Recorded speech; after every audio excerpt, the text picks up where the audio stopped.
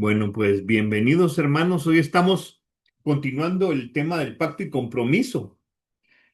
Y puse los elementos porque va a ser más fácil en el transcurso del estudio que se sepa el avance de los elementos. Hablamos el primero de la trascendencia, que si se acuerdan respondía a la pregunta de quién está en control y después de tanto estudio nos dimos cuenta y determinamos que el que está en control es Dios porque dado que es todopoderoso y es omnisciente, entonces definitivamente nada se escapa a su control, es Él es el que cubre todo.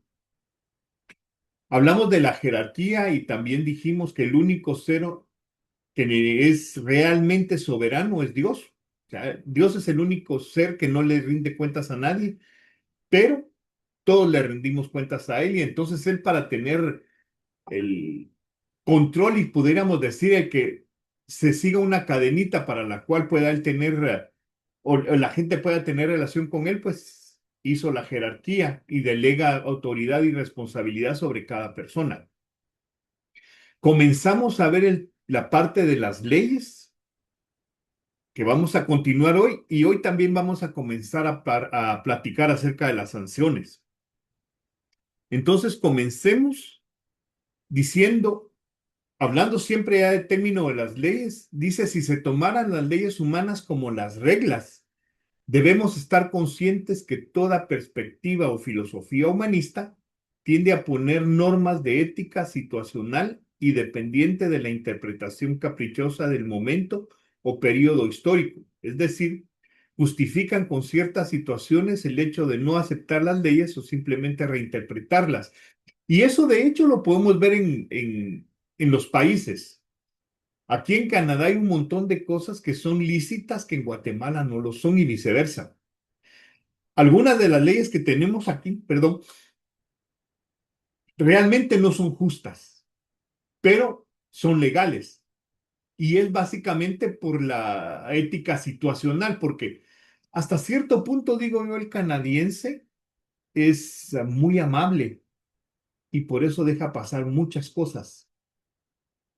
Cosa que hay otros países en los que las leyes son más severas y más justas, en las que las faltas se castigan como deberían castigarse, ¿verdad? Entonces, esa no podemos tomar como referencia la interpretación de justicia humana, porque como bien dice, cambian por el tiempo. Algunas cosas que en Guatemala, por ejemplo, fueron bien vistas en el pasado, hoy son mal vistas. Y viceversa, también hay cosas que antes no se permitían o sí se permitían y en nuestros días ya no es así. Entonces, ¿cómo puede uno saber si algo es bueno o malo? Y de hecho, si se dan cuenta, cuando hablan de justicia, por ejemplo, las exposiciones que Carlitos ha hecho, en las que pone puntos que son justos y correctos, la gente dice, ah, no, esas son cosas del siglo pasado. O hablando en términos bíblicos, ah, eso es del Antiguo Testamento, dividiendo como que la Biblia en el Antiguo Testamento permitía unas cosas y ahora no. Y eso no es así. Por lo menos en el asunto bíblico, todo guarda armonía, simplemente es de conocer en el llamado Antiguo Testamento cómo se presentaron en el Nuevo Testamento, cómo se utilizan, pero la ley no cambia, ¿verdad? Entonces tenemos que tener en cuenta esa parte. Dice, de esa manera no se puede vivir en paz y seguridad, porque lo que hoy es bueno y aceptable, mañana puede declararse como malo e inaceptable y viceversa. Y fíjese una cosa tan interesante en cuestiones de creencias y de fe. Hay países que se atreven a legislar sobre la fe y es algo que se acuerdan, una vez platicaba Caritos hace muchos años, que de las cosas que el gobierno no tiene derecho es a legislar sobre la fe o a utilizar los puestos de poder para, para expandir o para predicar su religión. Y hubo un ejemplo que me voy a permitir repetir que nos enseñaba esa vez. Él decía, imagínense ustedes que un día un policía para un carro, el carro se detiene y el policía saca la Biblia y se le empieza a leer y a enseñarle y reprenderlo con las cosas bíblicas. Decía Carlos, esa no es la función de un policía. Si él tiene fe, pues que la tenga para él, pero no puede utilizar la función de autoridad para imponer una cosa de religión. A mí me pareció muy adecuado, pero hay gobiernos que sí lo hacen. que tienen unas situaciones incluso injustas en cuanto a religión se refiere, en las que castigan incluso a la gente por lo que cree, aunque sea correcto y aunque esté acorde por lo menos a lo que la Biblia nuestra enseña, ¿verdad? Entonces, esas son, como dice, aquí no se puede vivir en paz porque pueden cambiar las reglas al antojo de la persona que esté gobernando. Cosas que tenemos que tener siempre, siempre presente. Dicen, la familia es donde más palpablemente se puede experimentar el daño de esa ética situacional. Desde que el humanismo logró infiltrar los conceptos de igualdad entre hombres y mujeres, derechos del niño y cosas semejantes, la estabilidad y unidad del núcleo familiar se ha debilitado grandemente. Y eso, miren, por lo menos aquí se ve mucho, porque en la mentalidad del pueblo canadiense dicen que el hombre y la mujer son iguales. Entonces, en un matrimonio no hay que el hombre diga o que la mujer diga, sino que siempre que hay cosas tienen que platicarse hasta que se pongan de acuerdo. Entonces, en mutuo acuerdo se toma una decisión. Yo le preguntaba a la persona, y si en un momento dado nunca se ponen de acuerdo, si mi esposa piensa una cosa, yo pienso otra, ella pone sus puntos y yo pongo los míos, yo no la convenzo, ni ella me convence, entonces, ¿qué pasa? Queda un vacío de poder. Y cuando hay vacíos de poder, siempre la gente que depende de esa autoridad es la que sale afectada. Entonces eso no existe. Igualdad no existe. Y es una de las cosas que yo, desde que me casé con mi mujer, quedamos. El que toma la decisión final soy yo. Cuando mis hijos sean grandes, pues platicaré el asunto. Vamos a platicar, voy a escuchar la idea de todos. Pero al final, la decisión la tomo yo. Pero si mi decisión es equivocada, el que va a pagar el pato soy yo, porque el que tiene autoridad tiene la responsabilidad también mayor. Entonces no voy a ser yo tomando la decisión, muchas nos equivocamos, entre comillas, y ahora todos nos va a llevar la trampa. Eso no es correcto, eso es tiranía. Entonces, entonces tenemos que tener cuidado con eso. Los hombres tenemos el privilegio de, digamos así, de gobernar el hogar, de dirigir el hogar, de representar el hogar, pero también tenemos la responsabilidad de responder cuando las cosas no están caminando, ¿verdad? La autoridad y la responsabilidad son íntimamente ligadas. Eso también incluye con el asunto, hablábamos del asunto de los derechos del niño y todo eso, porque aquí en estas sociedades también se repite eso. Los niños tienen derecho incluso a hacer los berrinches que quieran. Y he visto niños, miren, ahí sí que como dicen los colombianos, niños canzones, que están ya llorando todo el tiempo. Van y si no les compran algo, se la pasan llorando 40, 45, 50 minutos hasta que les dan su recompensa, hasta que el papá accede o la mamá accede al capricho del niño. Esas son cosas que no son correctas, porque el carácter de un ser humano se forma en los primeros años. Si no aprende a obedecer de niño, de grande va a ser una persona insujeta, que va a hacer lo que le da la gana. Y miren, eso se ve bastante acá, precisamente por eso, porque los muchachos piensan que tienen derecho a hacer lo que les dé la gana y el empleador tiene que aguantarse, ¿verdad? Básicamente porque ese daño se les hizo a los hombres al no habérselos corregido cuando eran niños. Y me llama la atención la última parte que dice la estabilidad y unidad del núcleo familiar se debilita, porque después, cuando los muchachos se vuelven malcabrestos, como dicen en Guatemala, los papás ya no los aguantan. Imagínense ustedes si hay muchachos que le pegan a sus papás cuando ya son grandes, cuando los papás no acceden a sus cosas. De niños hacían berrinche para obtener lo que querían, pero ya cuando son grandes recurren a la violencia porque son más fuertes que los papás. ¿Verdad? Entonces todas esas cosas tienen que tenerlas en mente. No en vano dice la Biblia que el que retiene el castigo a su hijo aborrece, mas el que lo ama desde temprano lo disciplina. Porque el muchacho que crece sin disciplina tiene garantizada ¿cómo se diría? La mala vida, una vida incorrecta. Les iba a decir malo, pero no se me ocurrió cómo decirlo. Pero es una situación así. Si no crece y no aprende a respetar los límites, en un momento dado va a terminar o en prisión o muerto o enfermo, como pasa en muchos casos. Por no tener límites se dedican a tomar o a drogarse y todo eso y terminan enfermos. Dice, solo teniendo valores morales absolutos se puede vivir y enseñar a vivir con la bendición de Dios y solo así se puede responder a la pregunta, ¿cuáles son las reglas? Y una vez más, ¿las reglas de qué?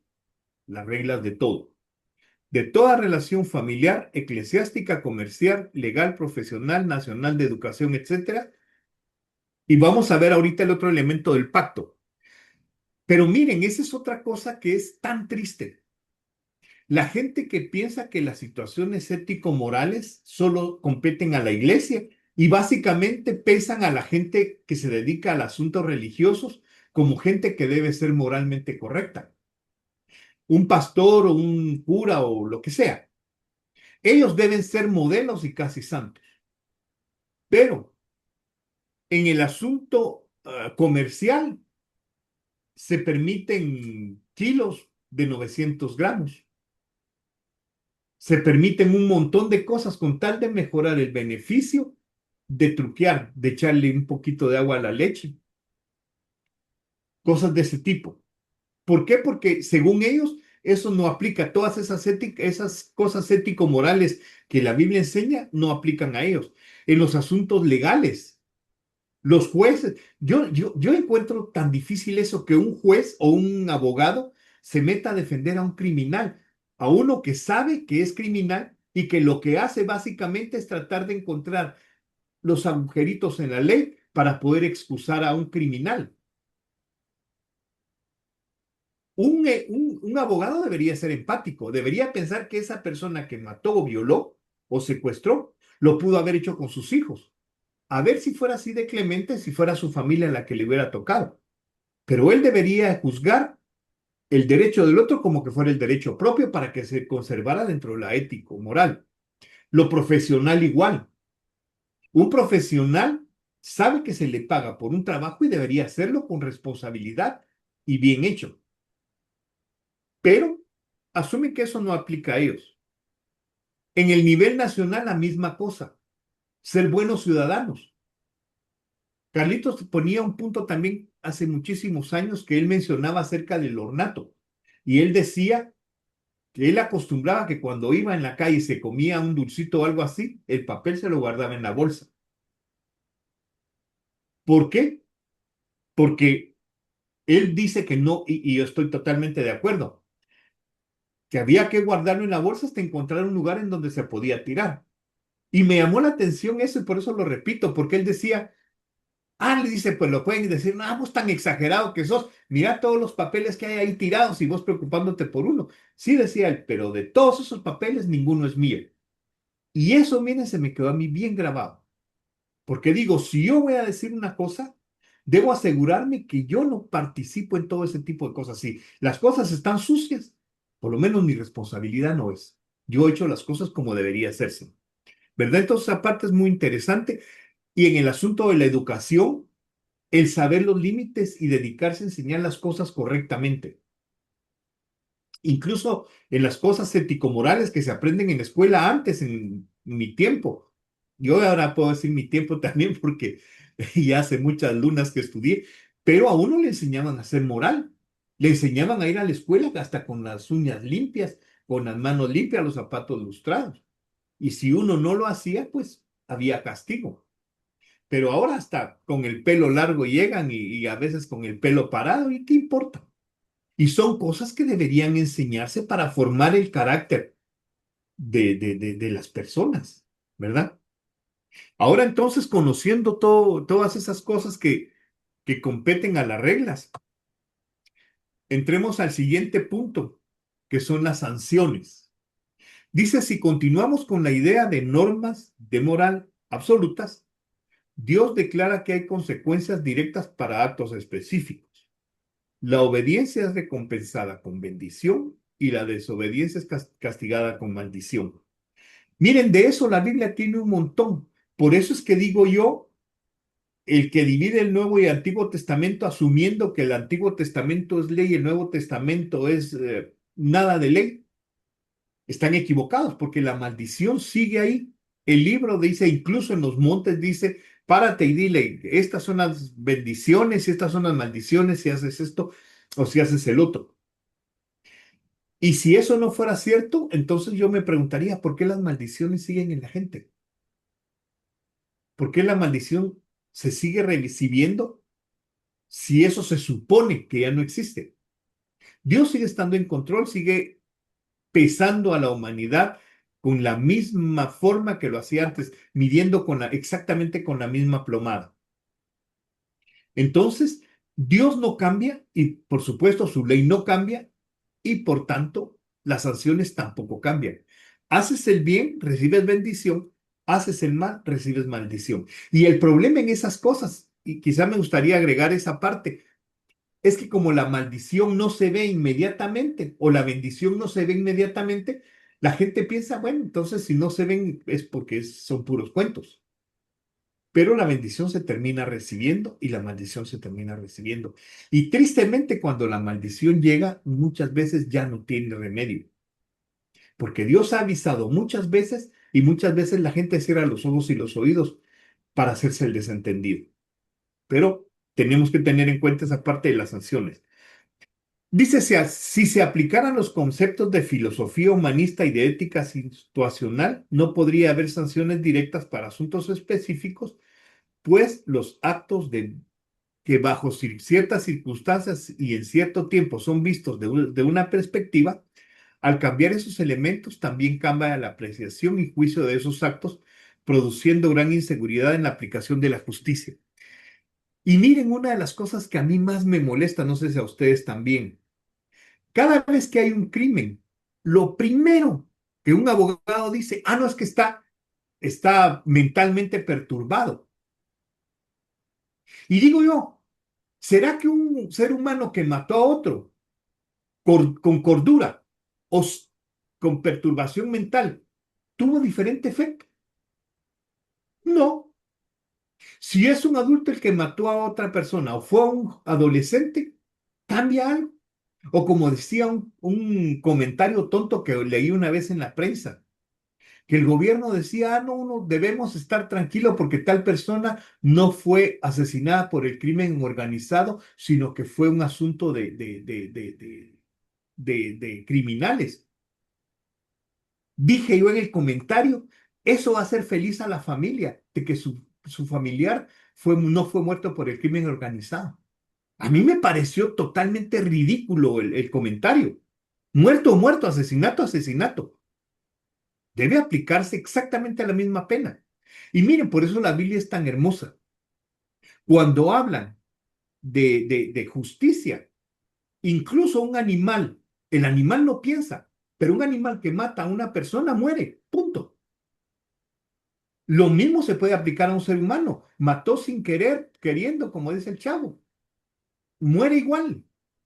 La pena tiene que aplicarse.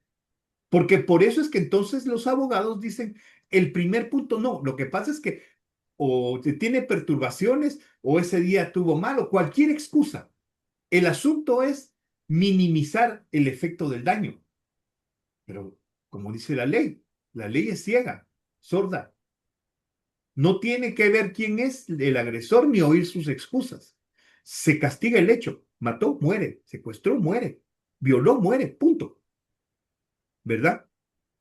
Por eso es que los aspectos filosóficos y humanistas en realidad destruyen a la sociedad. Porque después llega el gran problema. Cuando se ve que no se hace justicia, entonces el pueblo comienza a tomar la justicia por sus manos y empieza la exageración. Porque entonces a una persona que robó le echan gasolina y la queman. Y esa es una medida extrema.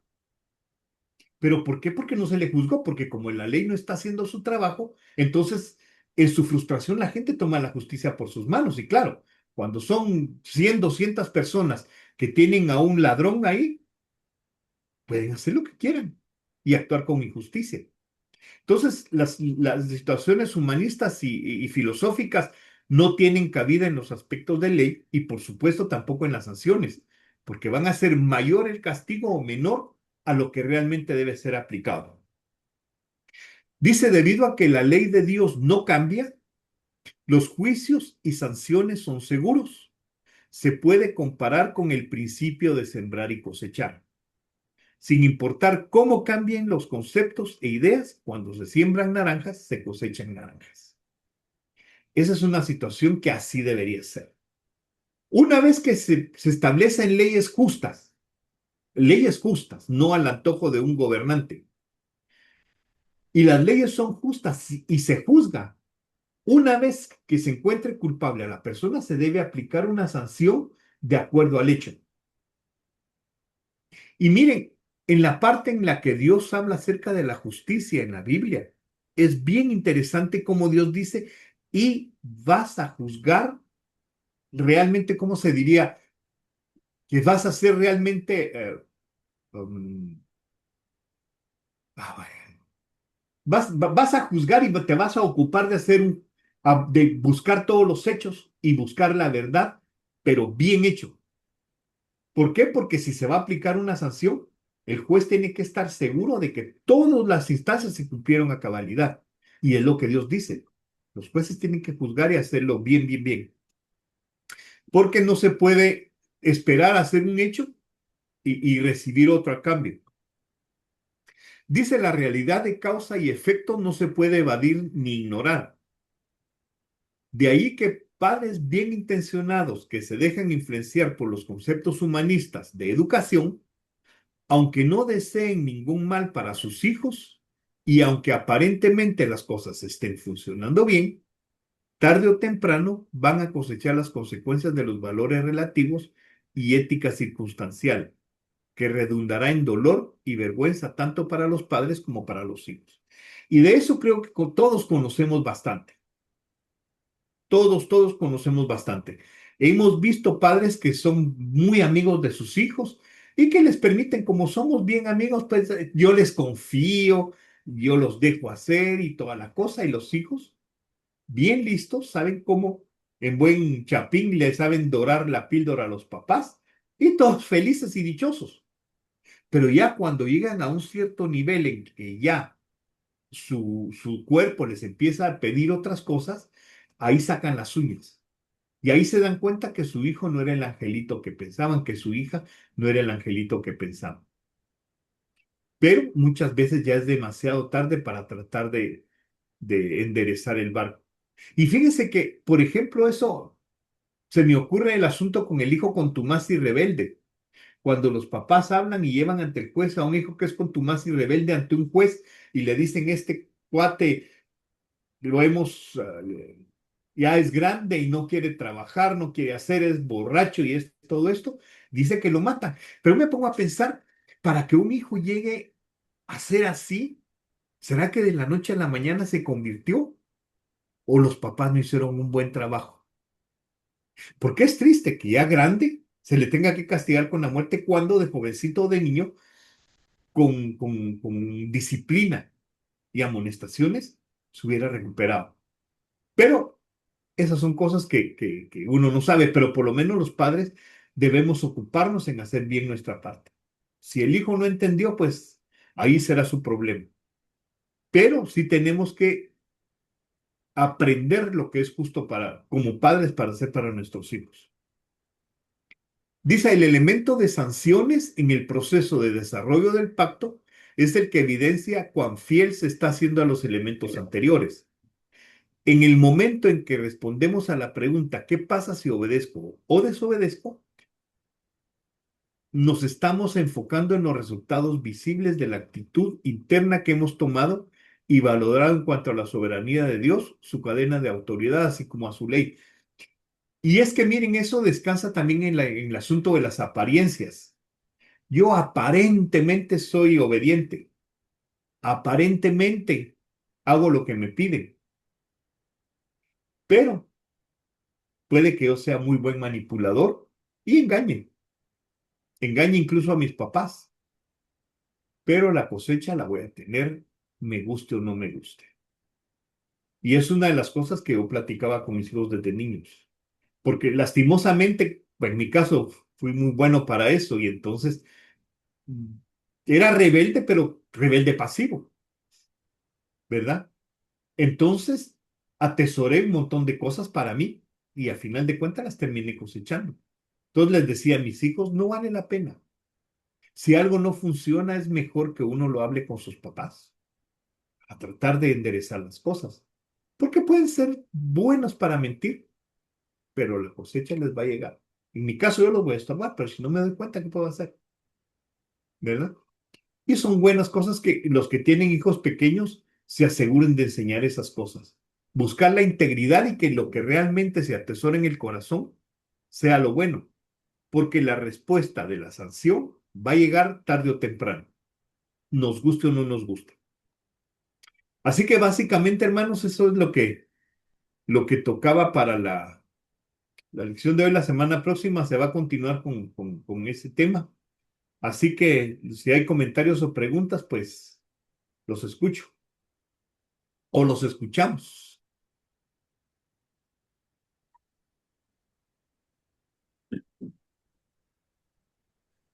Un comentario, Henry. ¿Sí? Mientras hablabas, me puse a pensar en lo que los que debiesen aplicar aquí en Guatemala la justicia correcta, que son los jueces o los magistrados, según lo que dice la palabra, para eso llevan la espada de justicia.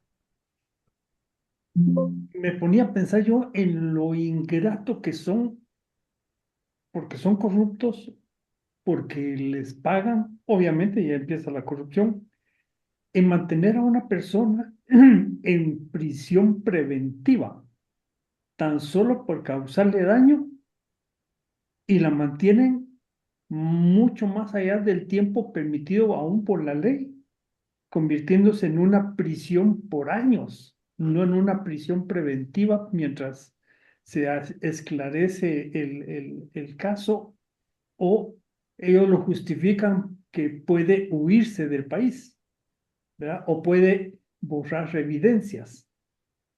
Es un mal sistema de justicia, puesto que si no pueden custodiar las evidencias, ahí hay corrupción. Si lo ponen suelto en prisión domiciliar y tienen temor que se les vaya, es tan mal porque no pueden con los perímetros del país, ¿verdad? O una vigilancia para él. Pero en sí la aplicación de justicia, la interpretación que les dan los jueces es tan corrupta, tan mala. Y sonaron varios casos, si te recuerdas, tanto los militares como cuando hicieron el juicio a aquella vez al general Ríos, la, aquella Yasmín, una jueza colochita, que Yamín Barrios. sí, que cuando dictó la sentencia hasta hizo así, ganamos, ¿verdad? Ella misma se estaba evidenciando lo corrupta que era.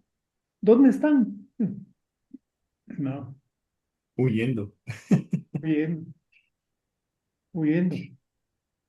Esa parte es triste. Fíjate que ahí es como han dañado tanto, tanto, tanto la justicia. Por ejemplo, el que hayan violado la presunción de inocencia, yo creo que es el peor crimen que esos canallas han hecho. Porque me caes mal, bueno, entonces te voy a inventar que robaste un carro rojo último modelo y te meto preso en prisión preventiva, como decís, hasta que el carro aparezca. Pero ¿cómo va a aparecer un carro que jamás te robaste? ¿Cómo lo Y, vas a devolver? Y y se si lo no lo tienen devuelves, te escondido. quedas en prisión. Esa es la forma en que esa gente corrupta trabaja, en montar circos. No puede demostrar inocencia porque no hay culpabilidad. Entonces, Ahora, me ponía a pensar también, ok, ¿de dónde viene todo esto? La fuente de este mala conducta. Viene obviamente del hogar, pero también la iglesia tiene su participación por no instruir bien al integrante de la iglesia, que es parte de la familia. O sea, iglesia y hogar y familia son responsables de forma inicial, ¿no?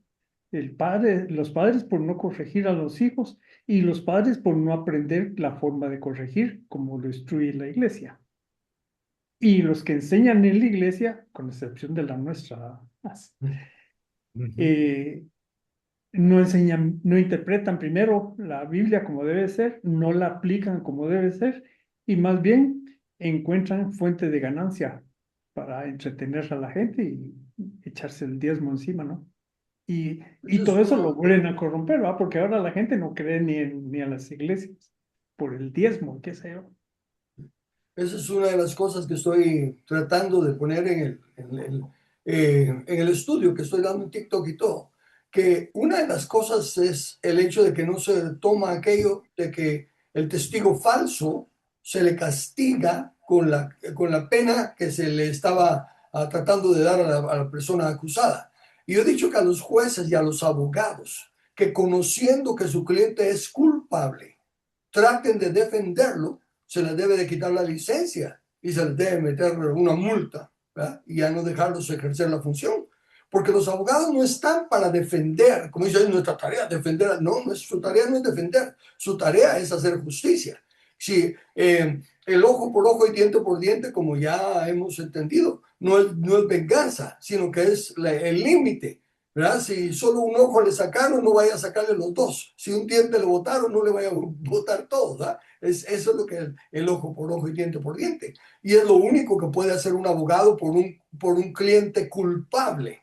Buscar que la culpa sea la menos posible. Si tiene que pagar una multa, que sea la menos posible, pero siempre en justicia. No tratar de probarlo inocente. ¿verdad? Entonces, al que teniendo un cliente culpable, lo defiende y lo trata de sacar inocente, le deben de quitar la licencia y ya no dejarle ejercer, porque no está buscando justicia, sino que está buscando simplemente, ¿verdad?, salir adelante él sin importar el daño que le haga a las demás personas. Y es que más que eso deberían de castigarlo porque un juez o un abogado que defiende a un criminal está poniéndose al lado del criminal. Ahí sí que chor y consentidor pecan por igual. De hecho, hay una escritura que habla eso. ¿Se acuerdan? No me acuerdo Ujú. exactamente lo que dice, pero dice que no solo con el que lo hace, sino con el que se complace con el que lo hace. Es decir, yo veo que la persona hizo mal, pero estoy de acuerdo con el mal que hizo. Creo que es lo Delante que de Dios. dice, que es el que ve al ladrón robar y que calla. ¿verdad? Creo que esa sería una de las que estamos mencionando. Exactamente, que el que se cae ante ese tipo de cosas. Entonces digo yo, justamente eso es, la gente se corrompe por una parte porque es rentable. Por ejemplo, en el caso de un juez que deja libre a un criminal y por eso el criminal va y hace otra fechoría. Realmente el juez es el que tiene la culpa, porque ese tipo no debió haber salido libre. Entonces al juez deberían de castigarlo como que fuera cómplice del otro, vida por vida. Lo que decía, me gustó eso que decía Nayib Bukele, que en el tiempo antes de que él entrara, dice, el Estado fue el que asesinó a una persona. ¿Cómo así? Dijeron, sí, porque el Estado dejó libre a un asesino que lo habían determinado que era asesino. ¿Y qué hizo? Salió y fue a asesinar a otra persona. Entonces el Estado, dice, fue el que tuvo la culpa. Yo lo atrapé, dice, y estoy seguro que ese ya no va a salir. Se fue al Secot y ahí va a terminar sus días, porque así debería de ser. Pero el juez que dejó ir a ese cuate, a ese criminal, debe pagar como que él lo hubiera hecho, para que sea justo, porque por eso es que la gente delinque, porque saben que no pasa nada. Y si tiene plata, pues suelta un poco de dinero y ya, ¿verdad? En ¿Cómo ese es caso posible, es vamos? terrible. ¿Cómo es posible que hay reos que tienen 50 entradas y salidas a la cárcel, 100 entradas y no les encuentran condena? Esos han ido más presos que al cine, decís vos. ¿Sí? Sí. No, la Y, verdad que es y, vergonzoso. y fíjate, pues, los que están sentenciados a 500 años aquí en Guatemala, más de 100 años, y ya tienen 60, 70 años, ellos debieran de causarle la muerte de una vez, hombre, porque como Estado le está gastando en manutención, están tratando siempre de conseguir un abogado para que los libere. O sea, todo se genera gasto para el contribuyente. Exactamente. Y es que realmente así debe ser. Pero fíjate vos que yo diría la parte más crítica. Todos los reos deberían de trabajar para ganarse su comida. Sí, ¿Por qué la víctima tiene que pagar con sus impuestos para que coma el que mató a su familiar? es pues injusto. Es totalmente injusto, pero así está hecha la ley. Por eso fue que me gustó también a Nayib Bukele le dijeron que por qué a los reos no se les daba a comer pollo y toda la cosa. Dice, ¿se imaginan a ustedes a un pobre que lo único que tiene para comer es arroz y frijol, porque es pobre? Y yo le diga, mire, señor Juan Pueblo, fíjese que le voy a cobrar un poquito más de impuestos para poderle dar pollo al reo que mató a su familiar. Eso es injusto, dice. Así que no lo voy a hacer. Si hay recursos, dice el primero que se le va a dar es a este, a este, maestros y toda la cosa. Y de último, si quedara a los reos. Eso nunca va a pasar. Por eso digo, sí, piensa con mucha cordura el presidente. Y así debe ser. Y que trabajen, es que regalarle la comida es una recompensa. Sí. Y no solo eso, porque Ujú. también, por ejemplo, si alguien mata a alguien, ya sea por accidente o por lo que sea, eh, los familiares no solo perdieron, obviamente, su familiar, sino tienen que pagar y no les dan nada de ayuda o, por la familia o la persona que asesinó debería de compensar algo por la acción, pienso yo, también. Sino que el que perdió a su familiar tiene que ir a pagar abogado para ver si se hace justicia, tiene que pagar el velorio, tiene que pagar el entierro, tiene que pagar todas las cosas y el asesino pues se sale. Fíjate que aquí en Guatemala hay condenas que dice tantos años de prisión y una multa económica de tanto. ¿A dónde va esa multa económica? Para el gobierno, No para la víctima. no para la víctima. Pues, pues yo quería ver si me podían dar un ejemplo acerca de los valores absolutos de los que estabas hablando, ¿no? Valor absoluto en cuanto va. Por En, ejemplo, mira, un valor absoluto en el caso ese son todas aquellas cosas que no pueden discutirse y decir, ¿será que está bien o está mal? Por ejemplo, No, no negociable. exactamente, un hijo que le falta el respeto a su papá merece un castigo.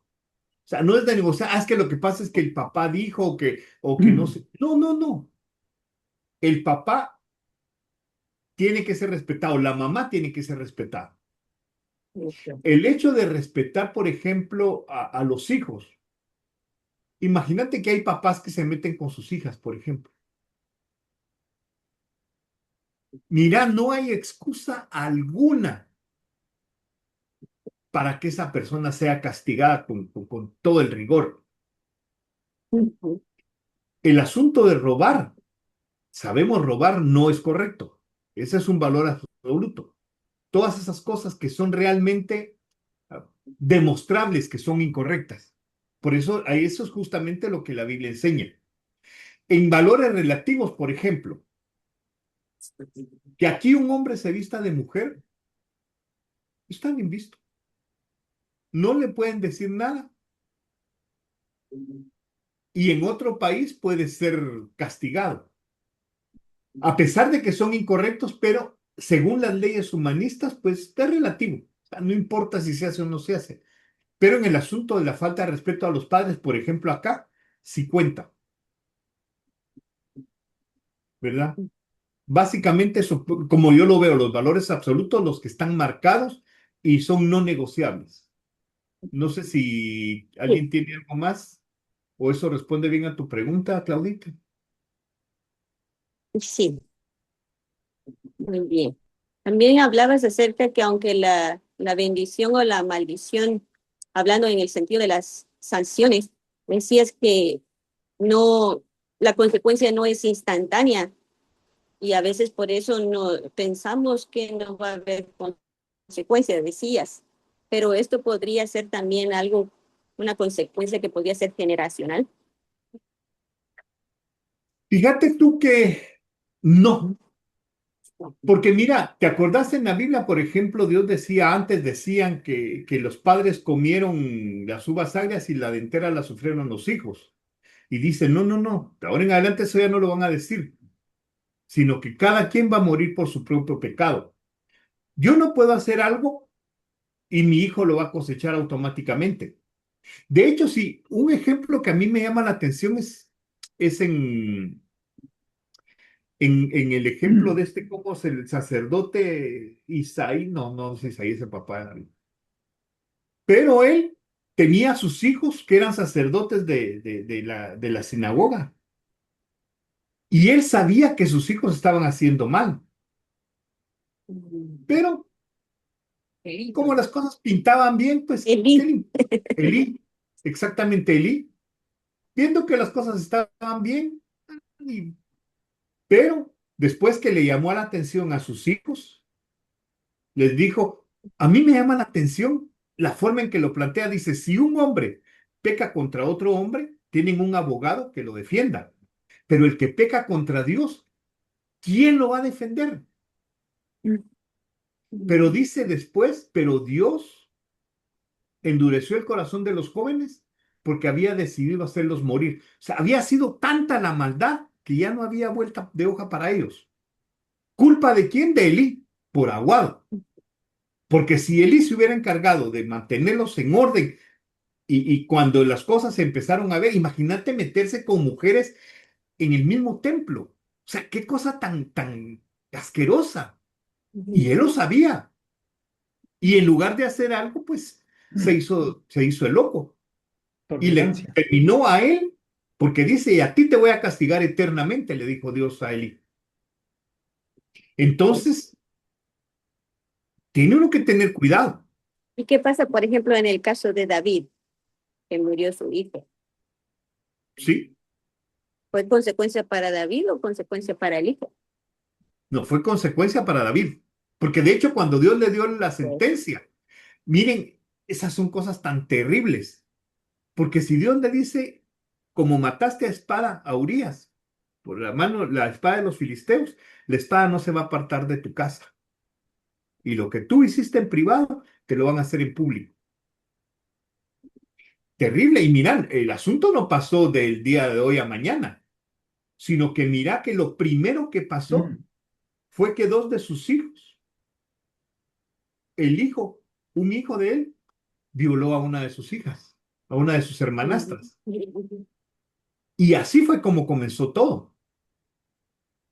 Imagínate qué doloroso debe ser para un padre que un hijo, aunque sean hermanastros, un hijo abuse de su hermana. Y otro hijo que se metió con todas las concubinas. Ah, sí, el Saúl, tengo blancos de memoria ahorita. Absalón, Salón. que Absalón fue el que se encargó de cumplir la palabra de lo que hiciste en privado, a ti te lo van a hacer en público. ¿Se imaginen armar una carpa y que el cuate se meta con las concubinas de su papá? Terrible. Pero mucha gente, o sea, como que piensa que esas cosas no le van a pasar. Gracias. Fíjese que la encontré, esta escritura, ahorita que se me venía, en Proverbios 26:2. Y es una escritura que es bueno atesorar en el corazón. Proverbios 26:2 dice, como el gorrión en su vagar y como la golondrina en su vuelo, así la maldición nunca vendrá sin causa.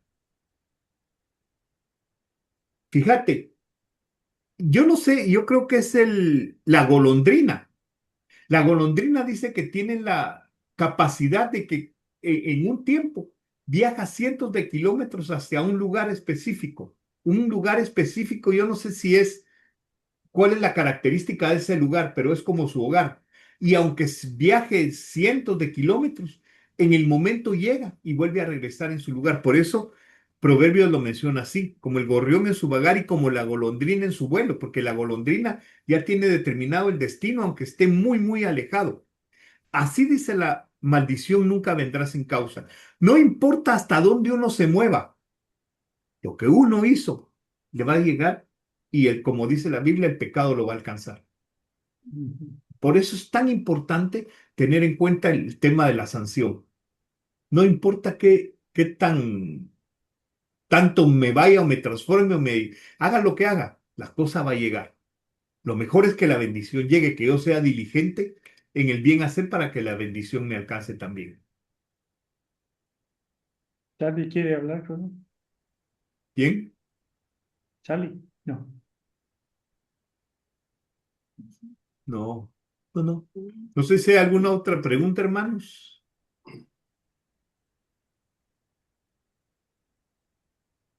Bueno, si no hay más preguntas, entonces